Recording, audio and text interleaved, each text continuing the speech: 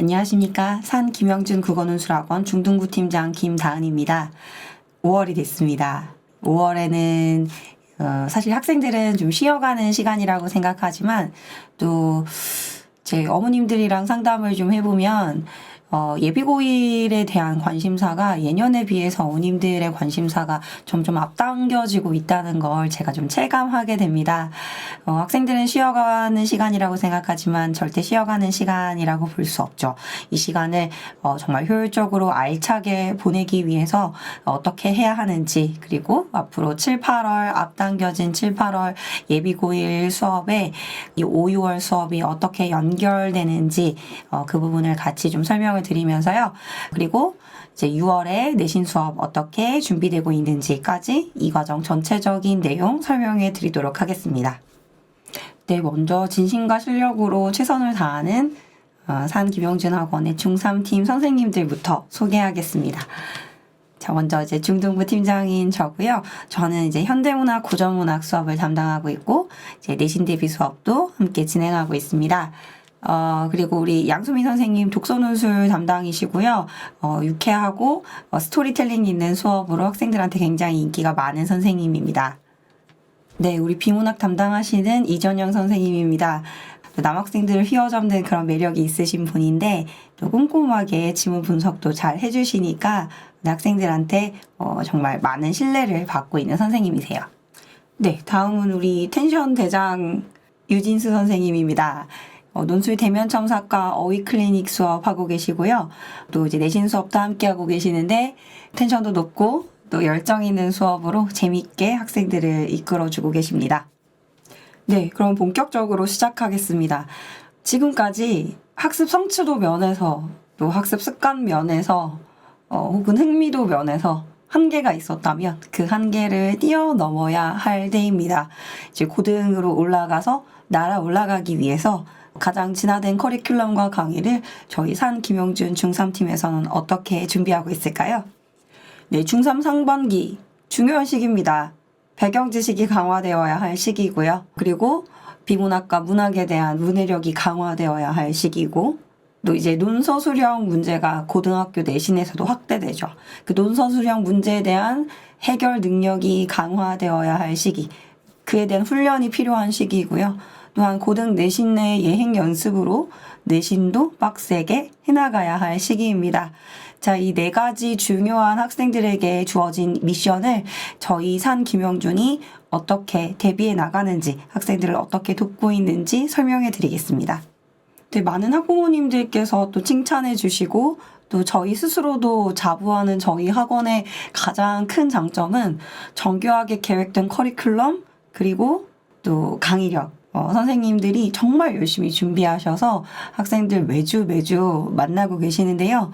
좋은 교재와 좋은 커리큘럼이 뒷받침되어 있기 때문에 또 좋은 강의력으로 학생들을 저희가 이끌어 나갈 수 있는 것 같습니다. 이 과정에서는 수능 국어 감각 익히기를 위해서 고전문학, 비문학, 독서논술에서 이제 가장 기초적인 부분을 저희가 탄탄하게 학생들을 짚어주게 될 거고요. 그 이후에 3, 4, 5과정, 그러니까 남아있는 6개월 동안에는 예비고일을 위한 수능 실전 훈련을 하게 됩니다. 독서논술 수업은 빠지게 되고요. 문학, 비문학, 문법으로 이제 학생들이 이제 예비고일에서 수능 국어에서 또 고등 국어에서 예비고일을 어떻게 준비해야 할지를 이제 따박따박 짚어주는 기간이 될 겁니다. 그러니까 지금 이 과정은요, 남아있는 6개월 예비고일 수업을 위한 프리퀄 수업이다. 예비고일에 대한 프리퀄 수업이다라고 생각해 주시면 되겠습니다. 네, 7, 8월부터는 예비고일 체제에 들어가게 되죠. 네, 저희 학원도 마찬가지입니다. 그래서 독서논술 수업이 7, 8월부터는 빠지게 돼요. 그렇다면 사실상 5월, 6월은 학생들이 제대로 된 좋은 책을 읽을 수 있는 거의 마지막 기회다라고 생각해 주시면 되겠습니다. 필요한 시기, 이 굉장히 중요한 시기에 가장 필요한 책, 지금 꼭 필요한 책을 읽어야겠죠. 중3의 수준과 필요를 고려한 최적의 커리큘럼을 저희가 이제 준비했습니다. 이번 이 과정에서는 경제학과 융합과학 관련 도서를 읽게 될 거고요. 저희가 항상 필독서를 선정을 할 때 그냥 선정을 하는 것이 아니라 있어 보이는 책을 고르는 것이 아니라 항상 수능 비문학과 관련되어 있는 제재들을 선정합니다. 수능 비문학과 직접적으로 관련이 되어 있거나 혹은 수능 비문학에서 자주 출제되는 제재를 잘 준비할 수 있는 배경 지식이 될 수 있는 필수 개념, 그 필수 개념을 잘 다루는 그런 도서들을 선정을 하고 있고요. 이번 책은 2권을 선정했습니다. 청소년을 위한 행동경제학 에세이와 세상의 모든 과학. 먼저 첫 번째 책은 행동경제학 관련 도서인데요. 이 행동경제학은 기존의 경제학을 보완할 수 있는 대체 경제학으로서 기능하는 그런 학문이고요. 수능에서도 또 고1, 2 모의고사에서도 다수 이 관련된 제재가 출제되었습니다. 그래서 이제 학생들이 좀 쉽고 재미있게 이 행동경제학을 접할 수 있는 도서가 필요하다고 판단돼서 이 과정에 이제 첫 번째 도서로 선정을 했고요. 근데 이 과정의 두 번째 도서는 과학 도서입니다. 그런데 이제 한쪽에만 치우쳐져 있는 것이 아니라 빅뱅부터 시작해서 뭐 천문학, 또 생명공학, 또 컴퓨터 공학까지 총망라해서 전체적인 눈으로 볼 수 있는 과학을 전체적인 눈으로 볼 수 있는 도서를 선정했습니다.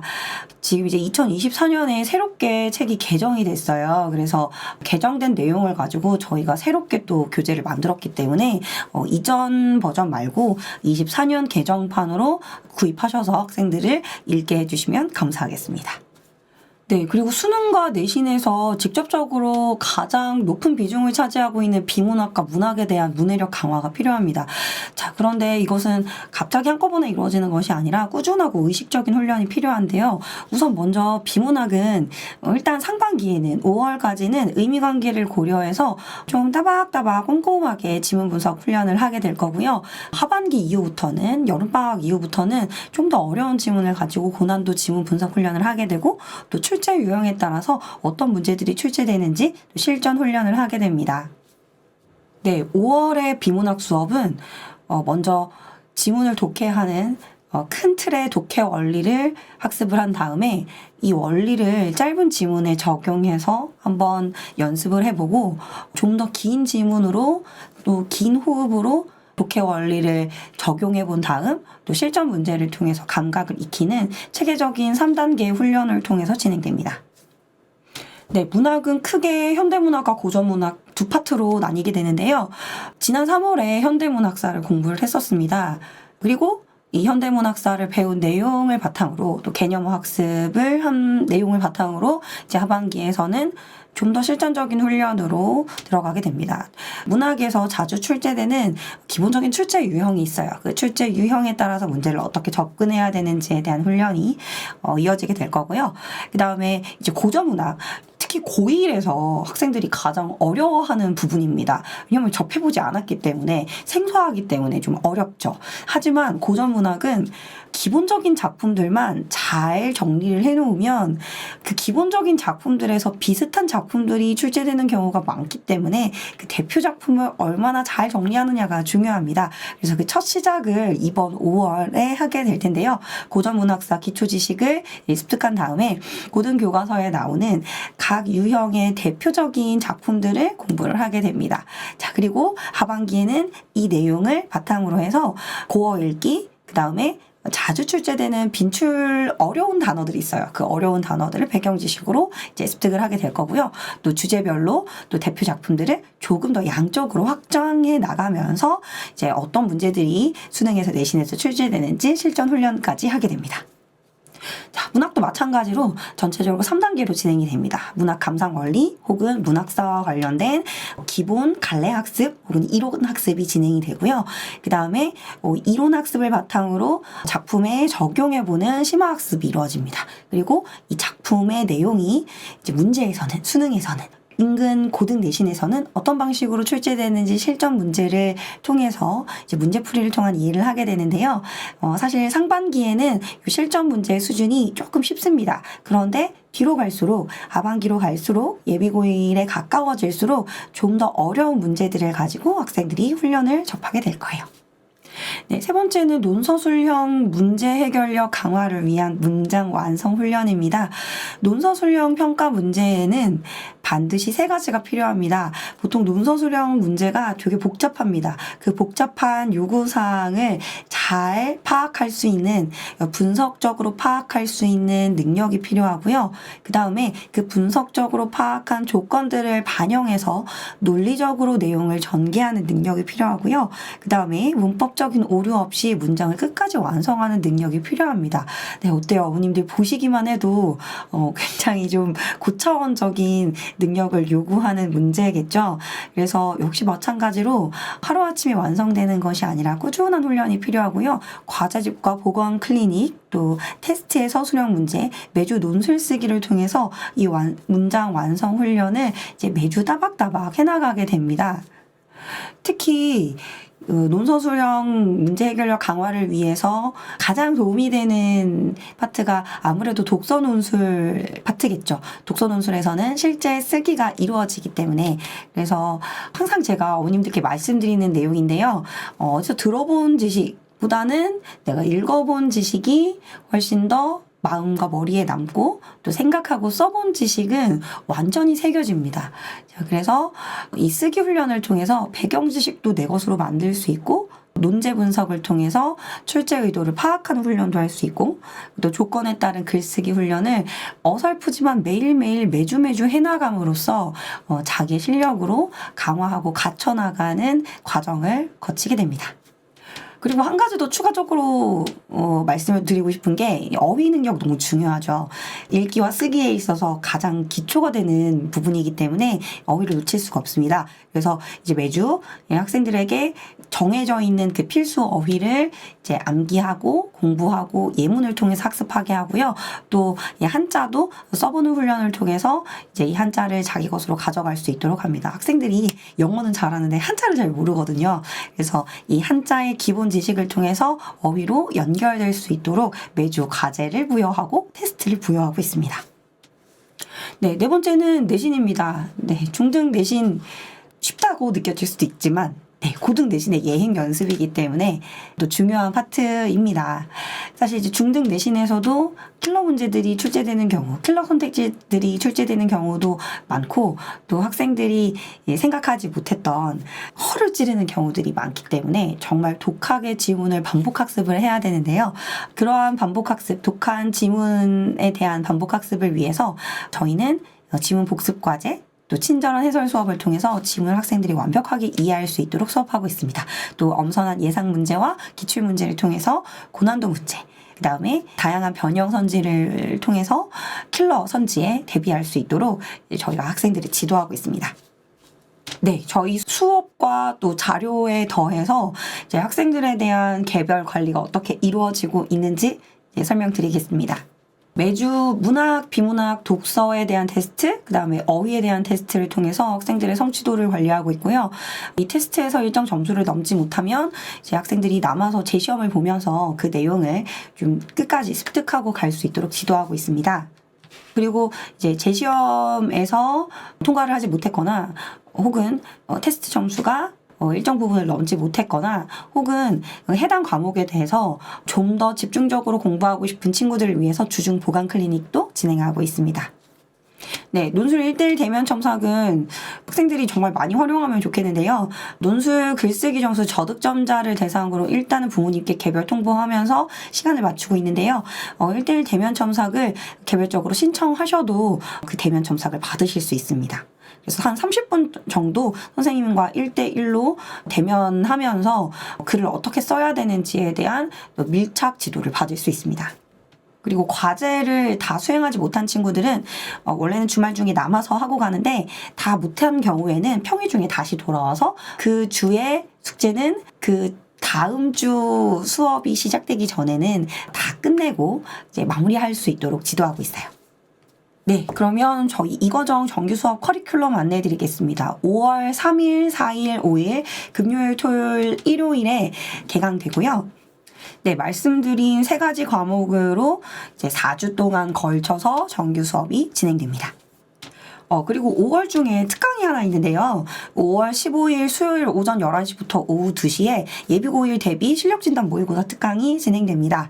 이 학생들이 시험장의 경험치를 좀 누적하고 그다음에 최신 유형의 문제들이 고1 기출문제에서 어떤 문제들이 출제되고 있는지를 좀 잘 경험을 해보는 시간이 될 겁니다. 학생의 약점과 강점을 분석한 모의고사 성적표가 제공되고 이 내용을 바탕으로 저희가 이제 학부모님들께 상담 전화를 드리기 때문에 모의고사에 많이 신청을 해서 참여해 주시면 감사하겠습니다.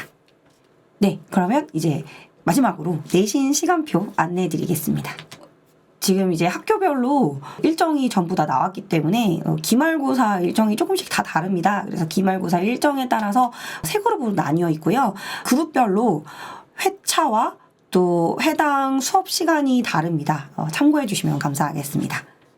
네, A그룹은 단대부중, 대명중, 도곡중, 언주중이 있고요. 내신은 매주 3시간, 주말 수업은 4회, 직전보강 1회 이렇게 해서 총 5회로 진행되는 학교들입니다. 자, 그리고 B그룹은요, 매주 3시간 40분, 그러니까 주말 수업을 3시간 40분 4회를 진행을 하고, 직전 보강을 1회 진행하는 구룡중, 서운중, 신천중, 진선여중 4학교가 있습니다. 그리고 거의 대부분의 학교들이 C그룹에 속하는데요. 매주 3시간 주말 수업을 5시간 진행한 다음에 직전 보강이 한 회에 진행되는 이제 거의 학교들, C그룹 학교들 확인해 주시면 감사하겠습니다. 자, 그리고 내신 미대비 학교 수강생을 위해서 정규 재원생 가운데 내신 미대비 학교 수강생에 한해서 과제집을 무료 배부하고 있습니다. 그래서 이 과정 정규 재원생 중에 우리 학교는 앞서 말씀드렸던 그 내신 시간표에 해당되지 않는 학교 학생들은 신청을 안내를 해드릴 때 신청을 해주셔서 방문 수령을 통해서 요 과제집을 받아가 주시면 감사하겠고요. 그리고 받아간 학생들은 언제든 선생님들한테 질문 던질 수 있습니다. 그래서 질문을 하면 선생님이 답변을 해드리니까요. 쑥스러워하지 말고 질문을 많이 해주시면 좋겠네요. 네, 저희 학원의 굉장히 중요한 구호입니다. 지킬 수 있는 약속만 하고 약속한 것은 반드시 지키겠습니다. 저희가 말씀드렸던 앞서 말씀드리고 설명드렸던 그 수많은 커리큘럼들 항상 늘 고민하고 열심히 고민해서 만들어진 것들이거든요. 학생들을 저희가 문제풀이 노동자로 만들지 않고 탄탄한 배경 지식을 잘 쌓아주고 그 탄탄한 배경 지식 위에서 정말 제대로 된 학습자, 문제 해결력을 키워나갈 수 있는 학습자가 될 수 있도록 저희가 정말 진심과 실력을 다해서 최선을 다하겠습니다. 네, 긴 시간 들어주셔서 감사합니다. 중등부 팀장 김다은이었습니다.